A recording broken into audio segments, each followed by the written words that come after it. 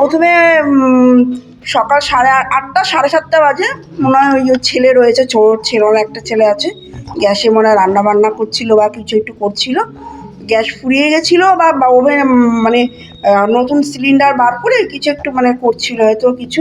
প্রথমে মা পারছিল না, তারপরে বড় ছেলে এসছে, বড় ছেলে আবার নবটা কিছু একটা করতে যাচ্ছিলো, সেটা তো হচ্ছিল না।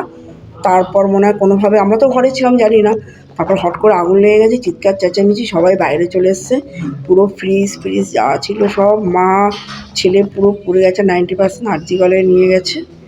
আর 2জন, মা আর বড় ছেলে। হাজব্যান্ড ছিল না, হাজব্যান্ড নৈহাটি গেছিলো ওনার কোনো রিলেটিভের বাড়িতে। আর তারপর হাজব্যান্ড ওখান থেকে আরজিগলে গেছে।